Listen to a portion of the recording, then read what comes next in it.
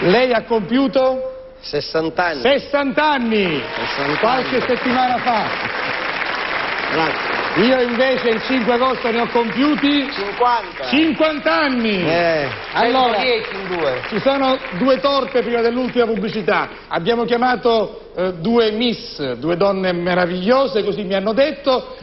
Sì, due donne bellissime, che ci porteranno questa torta che serve da buon auspicio, quindi auguri a chi fa il compleanno, ai 20 anni d'insieme che poi festeggeremo nella prossima annata, nel 2014, che entrino le nostre meravigliose miss con la torta, 50 anni per me e 60 per lui. Prego.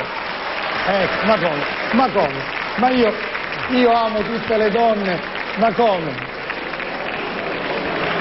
Signora Peppi, ma come mi so contrario, 06 ci ha messo. Vabbè, è quello che ti muove. Esatto, vabbè. Signora Peppinella, lei so che ha un debole per il signor Litteri. C'è una debolezza, sì. guardi. Devo dire, signora Rosa, sì.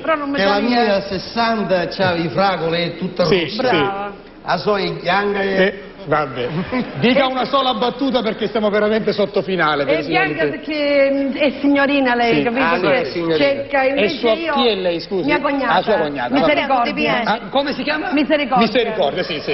Ma qui è che ti piace? Chi tu Brizzolato Cristo, che... allora che mi posso abbiare io? No, ma che si deve buttare? Noi siamo felicemente sposati. Uno fuori, esatto.